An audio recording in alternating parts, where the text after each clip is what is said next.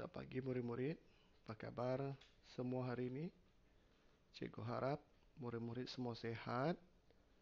Hendaknya hari ini kita sambung pembelajaran kita untuk tajuk haiwan, iaitu subjek sains tahun 5. Hari ini kita akan imbas semula isi-isi penting yang telah kita pelajari dalam tajuk ini. Mari kita tengok. Dalam tajuk ini, kita telah mempelajari apakah yang dimaksudkan dengan kemandirian spesies haiwan.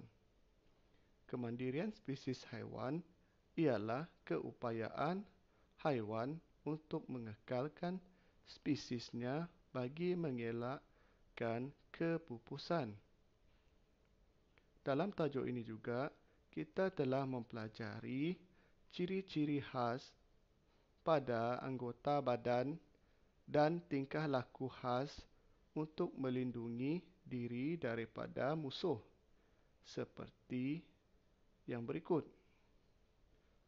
Sepit yang besar dan tajam, sengat yang mengeluarkan bisa, corak yang menyerupai mata palsu, otot kaki yang kuat, berduri tajam, mengembungkan badan yang berduri tajam, beracun, menyembur dakwat hitam, menggulungkan diri, bercengkerang keras, mengeluarkan bau yang busuk, bersisik keras, bertanduk tajam, mengembangkan duri tajam pada badan, memutuskan anggota badan, memasukkan anggota badan ke dalam cengkerang, hidup dalam berkumpulan.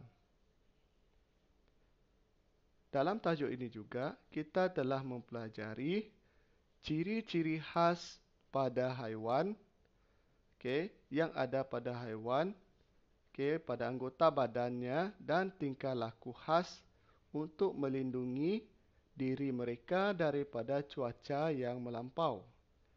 Seperti berikut: berbulu tebal, berbulu pelepah yang pendek dan padat, lapisan lemak yang tebal, berendam di dalam air atau lumpur, bercuping telinga yang besar, berhibernasi, bercuping telinga yang kecil, bermigrasi, berbonggol.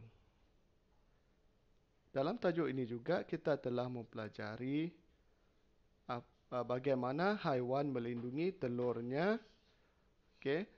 dengan pelbagai cara seperti berikut: menyembunyikan telurnya, mengeram telurnya, bertelur pada permukaan batu, menimbuskan telur dengan tanah, bertelur dengan banyak, telur yang diselaputi lendir, telur berbau busuk. Haiwan juga memastikan anaknya terus hidup dengan pelbagai cara, seperti menjaga anaknya, menyusu anaknya, membesarkan anaknya di dalam kantung, memberi anaknya makan, membawa anak di dalam mulut, menyerang apabila anaknya diganggu. Di dalam tajuk ini juga, kita ada mempelajari rantai makanan dan juga siratan makanan. Jadi kepentingan kemandirian spesies ini adalah untuk keseimbangan ekosistem. Rantai makanan pula ialah hubungan makanan antara hidupan. Manakala siratan makanan ialah gabungan beberapa rantai makanan.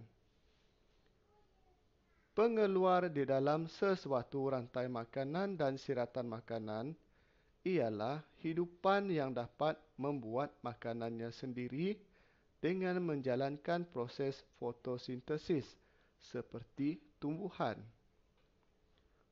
pengguna mendapat tenaga daripada hidupan lain yang dimakan.